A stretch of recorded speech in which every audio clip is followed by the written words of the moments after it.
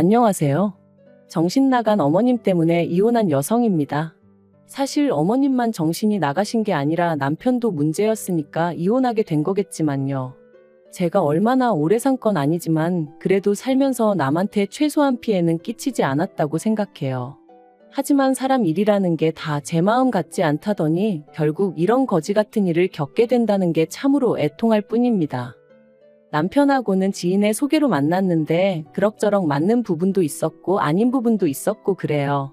하지만 이제 와서 고백하건대 제 나이는 30이 넘어 있었고 주변 친구들은 하나둘 다 결혼을 하고 있었으니 조금 조바심이 났던 게 사실입니다. 그리고 그런 제 마음과 별개로 남편은 저한테 얼마나 적극적이었는지 몰라요. 게다가 주변에서들 그러대요. 여자는 자기 좋다는 남자 만나서 사는 게 제일이라고. 그래서 조금은 휩쓸리듯 그렇게 남편하고 연애를 시작했네요. 연애를 시작하고 1년이 좀 넘어가던 시기에 아버님이 지병으로 돌아가셨고 힘들어하는 남편을 나 몰라라 할 수가 없었어요. 그래서 결혼 이야기가 나오던 때도 아니었는데 자의반타의반으로 장례식장에서 이것저것 제가 할 수 있는 일을 돕게 되었죠. 비록 경황이 없었지만 그래도 얼떨결에 어머님과 신우는 물론이고 남편 친척 어른들께 인사를 드리게 되었고요. 그리고 그때 제가 의도한 것은 아닌데 다들 저를 좋게 봐주셨던 모양이에요. 이후로 계속해서 남편더러 저를 놓치면 안 된다, 저랑 언제 결혼할 거냐 하며 물어오셨다고 했거든요. 그리고 단지 그 이유 때문만은 아니겠지만 사귄 지 2년차가 넘어가자 남편이 저에게 프로포즈를 해왔고 그렇게 저희는 부부의 연을 맺기로 하였습니다. 결혼을 약속했을 당시 남편은 시부모님과 함께 살고 있었고 저는 자취를 하고 있었어요.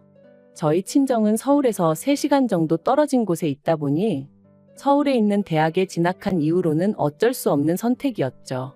그래서 신혼집 이야기가 나왔을 당시 시댁에서 1억을 해주겠다 했고 저도 거기다 제 전세보증금이었던 6천을 보태기로 했네요. 부족한 건 대출을 받기로 했고요.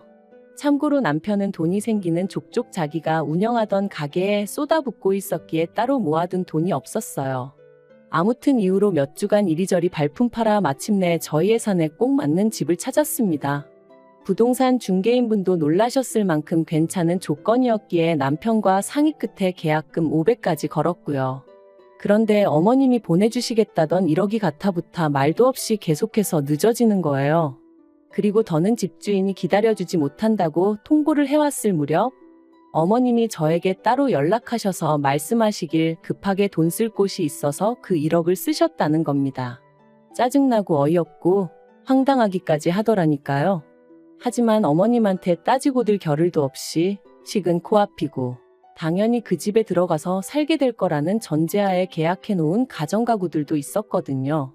그러니 뭐부터 정리를 해야 하나 싶은 게 머릿속이 어찌나 복잡했는지 몰라요. 그리고 그렇게 계약을 파기하게 되다 보니 처음 계약금도 못 돌려받게 되었죠. 그래서 어쩔 수 없이 가뜩이나 빠듯한 예산이 더 빠듯해졌으니 예단을 생략하기로 했어요. 그런데 그런 저희 결정에 대한 어머님의 반응은 격렬했습니다. 그건 그거고 이건 이거라며 계약금 떼었다고 예단을 안 하는 게 어딨냐며 당신이 하나밖에 없는 아들 장가 보내면서 뭐 하나도 못 받는 게 말이 되냐. 그래서 참다 못한 저도 하나밖에 없는 아들 장가 보내시면서 아무것도 안 해주시는 건 말이 되냐고 따졌거든요. 그리고 이 일로 결혼 전부터 어머님하고 제 사이는 틀어지고 말았죠. 결국 당장 돈 문제가 꼬여버려서 신혼살림 차릴 집을 구하지 못했던 저희는 어쩔 수 없이 울며 겨자 먹기로 시댁에서 신혼생활을 시작해야 했습니다. 제가 무슨 말을 한 것도 아닌데 안방은 못 내주신다 하셔서 그러시라 했고요. 저희 친정에서는 빚이라도 내서 집을 해주시겠다 하셨지만 그건 제가 거절했어요. 어차피 남편이나 저 둘 다 맞벌이에 야근이 잦은 일이다 보니 집에서 보낼 시간이 많지도 않았고 돌이켜 생각해보면 저도 좀 오기가 났던 것도 같아요. 아무튼 남들 눈엔 어떻게 보였을지 몰라도 저는 반지하라도 저희 둘이 살만한 집을 구할 때까지만 머문다는 생각이었으니 크게 절망적이진 않았습니다. 그런데 그렇게 합가를 하고 한 달 정도 됐을 때였어요. 저에게는 여동생 하나가 있는데 제 여동생은 장학금을 받는 조건으로 고향에 있는 대학에 진학을 했었거든요. 하지만 직장만큼은 서울로 다니고 싶어 하더니 결국 서울에 있는 대기업으로 이직을 할 것 같다며 소식을 전해왔어요.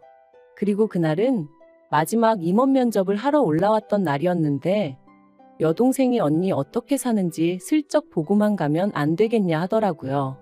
친정부모님도 걱정 많이 하신다면서. 사실 어머님 댁이다 보니 집들이는 고사하고 친정부모님한테 한번 오시란 말도 못했던 게 사실이에요.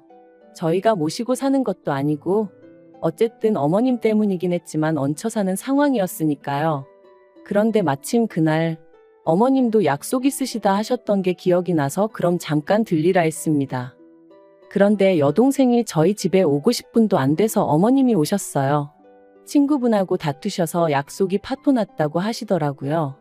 어머님이 제 여동생을 보시고는 저더러 시애미가 집 비우기가 무섭게 손님을 들이냐며 싫은 소리를 하셨고 민망해진 제 여동생이 언니 나 그냥 갈게 하면서 나가는데 어찌나 속상하던지 결국 여동생한테 제대로 커피 한 잔 못 내려주고 보냈네요.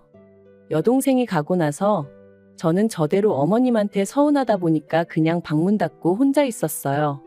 다른 집 며느리들은 이런 상황이었다면 어떻게 했을지 모르겠지만 저는 속이 좁은 사람이라 그런 건지 아무렇지 않은 척할 자신이 없었거든요. 그런데 그런 제 마음과는 상관없이 갑자기 어머님이 저희 방문을 확 여셨습니다. 그리고는 저더러 당신 방에 들어왔었냐는 거예요. 그래서 제가 거길 왜 들어가냐고 안 들어갔다 했습니다. 평소에도 어쩌다 빨래 정리해서 가져다 드릴 때 아니면 들어가는 일이 없고요. 그런데 어머님이 저더러 솔직히 말하라더니 당신 목걸이하고 반지가 없어졌다나요? 순간 이건 또 무슨 소린가 싶은 게 제가 어머님 목걸이하고 반지를 왜 가져가냐고 따졌어요. 그랬더니 그럼 맨날 화장대 위에 올려뒀던 게 어디로 갔겠냐며 그게 발이 달렸냐고 소리를 지르시는데 어이가 없었죠. 그래서 그걸 제가 어떻게 아냐고 그랬더니 너 그거 훔쳐서 네 여동생 줬지? 그러시는 거예요. 이땐 진짜 기도 안 차서 저도 제 동생도 보는 눈이 있고 취향이 있거든요. 해버렸어요. 그리고는 증거도 없이 저한테 이러시는 거 정말 실수하시는 거라고 소리를 질렀죠. 그리고 그때 남편이 집에 돌아왔습니다. 시계를 보니까 점심 장사 끝내고 브레이크 타임이라 들린 모양이더라고요. 어머님이랑 저랑 서로 핏대를 세우고 있는 걸 보고는 남편이 놀래서는 이게 다 무슨 일이냐길래 어머님이 내가 당신 물건을 훔쳤단다고 얘기하곤 주저앉아 버렸습니다. 그랬더니 남편이 어머님 떨어 정말이냐? 뭐가 없어졌냐? 증거 있으시냐 하고 묻대요. 그러니까 어머님이 억울하시다는 듯이 맨날 올려뒀던 게 저거 동생 왔다 가고 없어졌다고 지 동생 준 게 분명하다며 아이고 그러시는데 남편이 어머님더러 어디에 두셨었냐 다시 한번 찾아보자 하고 모시고 들어가더니 10분도 안 걸려서 찾았다 소리가 들려오더군요. 그리고 발견된 장소는 황당하게도 어머님 핸드백 아니었어요. 하지만 저를 더 열받게 한 건 어머님은 끝끝내 당신의 잘못을 인정하지 않으셨다는 거예요. 오히려 계속해서 당신은 당신 핸드백 안에 그것들을 넣은 적이 없다 하시며 제가 궁지에 몰리니까 몰래 집어넣은 거라는 말도 안 되는 억지를 쓰셨으니까요. 그리고 저는 그런 어머님의 억지에 정말 넌떨머리가 났어요. 그래서 그날 밤 남편에게 어머님이 제대로 사과 안 하시면 이 집에서 더는 못 산다 했습니다. 땅굴을 파고 들어가서 사는 한이 있어도 이 집을 나가야겠다고요.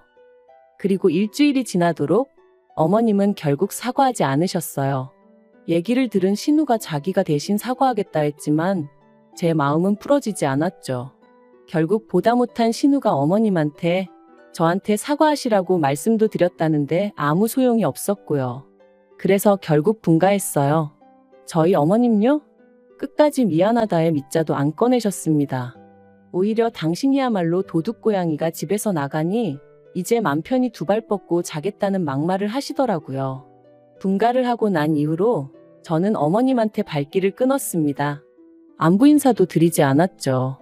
막말로 저를 도둑엑스 취급하시는 분에게 제가 뭐 한다고 전화해서 아양을 떨고 찾아뵙고 그래야 하나 싶었거든요. 그런데 어머님이 이런 이야기를 친척분들에게 하고 다니시며 제 험담을 하셨다는 걸 알게 되었습니다. 남편의 사촌형이란 사람이 진탕 술에 취해 저한테 전화해서는 자기 이모 불쌍한 사람이라고 저더러 그러지 말라고 막말을 퍼부었거든요. 진짜 그때 제 기분은 안 당해본 사람은 몰라요. 그런데 저를 더 서럽게 했던 건 남편이 보인 태도였습니다. 제가 남편에게 도움을 구했거든요. 당신이 좀 나서서 해명을 해달라고. 우리 와이프도 지금 마음에 쌓인 게 있어서 그렇다. 남들은 모르는 사정이 있다. 이 정도로만이라도 얘기 좀 해달라고요. 하지만 남편의 반응은 자기도 중간에서 너무 힘들다는 거였어요. 저더러 굳이 노인네한테 사과를 받아야 직성이 풀리겠냐면서 그냥 대충 넘어가면 안 되겠냐고. 어머님도 속으론 미안해하고 계실 거라나요? 그래서 이후로는 시댁 쪽 사람들이 저에 대해서 어떻게 생각을 하건 말건 관심을 끊었어요. 어디서 개가 짖냐 하는 마음으로 마음대로 떠들어라 내버려뒀죠.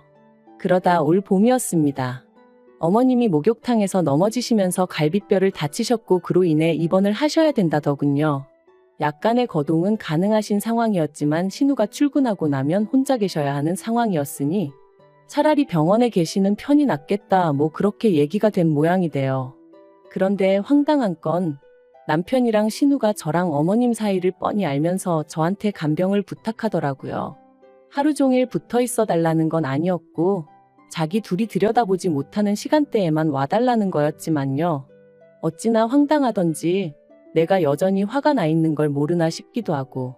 그런데 또 한편으론 그래도 남편 어머니시고 어쨌든 몸이 아프시다는데 나 몰라라 하기가 마음에 걸리는 거예요. 그래서 어쩔 수 없이 알겠다 했네요. 병원에 갔더니 어머님이 저더러 누가 반긴다고 왔냐며 짜증을 내셨어요. 그리고 그런 어머님한테 저도 한마디 확 해붙일까 하다가 그냥 꾹 눌러 참았죠. 어머님 상대로 힘 빼기도 싫고 그냥 그럴 만한 가치도 못 느꼈다고 해야 할까요? 그래서 그냥 어머님이 뭘 하시건 간에 내내 하면서 자리만 지키고 있었네요. 어머님이 매점에서 뭐 사와라 하고 심부름 시키실 때만 빼고는 계속 어머님 옆에 붙어 있었고요. 그러다 어느덧 남편하고 교대할 시간이 되어 주섬주섬 제 짐을 챙기고 있는데 어머님이 또 황당한 소리를 하셨습니다. 당신 지갑이 없어졌다는 거예요. 거기에 돈도 뭐 50만 원이나 들어있었는데 이게 무슨 일이냐면서 저더러 또 너냐입니다. 황당하고 어이가 없어서 웃음이 다 나오더라고요. 그래서 제가 또 누명을 씌우시냐, 도대체 왜 그러시냐 하고 한마디 했네요. 그러니까 어머님이 누명 같은 소리 한다면서 저더러 이번엔 못 빠져나간다고 가만 안 두겠다나요? 그리고 그때 남편이 병실로 들어왔습니다. 그래서 제가 남편더러 어머님이 또 시작이시라고 내가 이번엔 어머님 지갑을 훔쳤대 하고는 웃었죠. 그랬더니 어머님이 또다시 아이고 아이고 하시며 제가 당신 지갑을 훔쳐간 것도 부족해 당신을 미친 X 취급을 한다고 억울하다시는 거예요. 나오지도 않는 눈물을 쥐어짜내시는 게 어찌나 가관이던지. 그래서 제가 어머님더러 제발 좀 생쇼 좀 그만하시라고 그랬다니까요. 그런데 그때였습니다. 짐 챙겨 나가려는 제 머리채를 어머님이 낚아채셨거든요. 그리고는 저더러 도망가지 말라는데 정말이지 머리가 뜯겨나갈 듯이 아픈 것도 아픈데 억울하고 쪽팔려서 눈물이 다 나더라고요. 그런데 어머님 맞은편에 계시던 여사님이 저희 어머님더러 몇 편 내가 노망났냐 하시며 아까 지갑 침대 밑에 넣어놓고 왜 생사람을 잡냐고 혀를 차셨어요. 놀란 남편이 어머님 침대 밑에 손을 넣으니 정말로 거기서 지갑이 툭 떨어졌고요.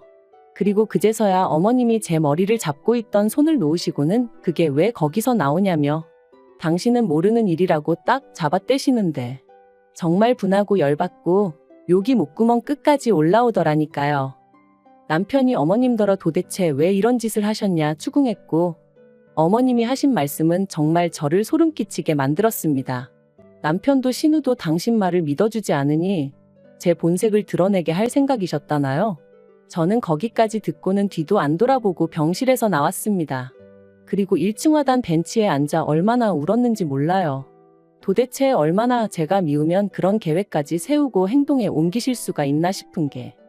그리고 그날 저녁 남편이 신우랑 같이 집에 돌아왔어요. 그리고는 저를 보더니 오늘 일은 일단 미안하게 됐다고 하더라고요. 그래서 나는 어머님한테 사과를 받아야겠다고 그렇지 않으면 그냥은 못 넘어간다 했습니다. 한 번도 아니고 두 번씩이나, 그것도 처음에야 실수였다 치더라도 오늘은 정말 일부러 그러신 거니까 나는 그냥은 못 넘어간다고 무조건 사과를 받아야겠다 했죠. 그랬더니 남편이랑 신우가 아무리 그래도 어머님이 지금 환자신데 그럴 것까지 있냐는 거예요. 사람이 나이가 들고 아프면 마음도 약해져서 그런 실수도 할 수 있는 거 아니냐면서요. 그래서 제가 말도 안 되는 소리 하지 말라고 그런 식으로 둘러대는 당신이나 아가씨가 더 나쁘다 했어요. 하지만 남편은 계속해서 장모님이 그러셨어도 자기는 이해했을 거라는 말도 안 되는 소리나 하고 있고, 그래서 결국 남편에게 어머님한테 사과 못 받으면 당신하고도 못 살 것 같다 했습니다. 솔직히 이때만 하더라도 100% 진심은 아니었고, 이 정도로 세게 나가면 남편도 아차 하고 뭔가 깨닫는 게 있겠지 싶었거든요. 그런데 남편 반응이 정말이지. 자기는 제가 이렇게 독한 줄 몰랐다면서 진짜 너무한다 소리만 계속 하대요. 그리고 그런 남편의 반응에 저는 정말 질려버렸습니다. 그래서 결국 정말 이혼 서류에 도장까지 찍게 되었죠. 물론 막판에서야 남편이 이렇게까지 해야겠냐며 저를 잡긴 했는데, 그땐 제가 오만정이 다 떨어져서 남편이 꼴도 보기 싫더라고요. 어머님이야 말해 뭐해요. 솔직히 어머님이 정말 치매라던가 그런 거였으면 이해했을지도 몰라요. 하지만 정말 멀쩡한 양반이 말 그대로 저 골탕 먹이려고 그랬다는 게 용서할 수가 없었어요. 그런데 더 황당한 건 엊그제 남편한테 전화가 왔습니다. 어머님이 요새 입맛이 통 없다 하시면서 제가 담근 김치가 드시고 싶다 하시더래요. 맨밥에 그것만 있어도 밥이 꿀떡꿀떡 넘어갈 것 같다면서요. 그러면서 저더러 올해는 김치 안 담냐며 자기 좀만 주면 안 되냐는데, 그래서 너 같으면 주겠냐 그랬습니다. 그랬더니 죽은 사람 소원도 들어준다는데 산 사람 소원 못 들어주냐길래 죽었든 살았든 내 알 바 아니니까 이딴 걸로 연락하지 말라고 그랬죠. 진짜 사람이 곱게 늙어야지 나이 먹고 다른 사람도 아니고 가족한테 해코지를 하려 들었다는 게 지금도 생각만 하면 소름이 끼칩니다. 정말이지 죽어도 소식 전하지 마세요.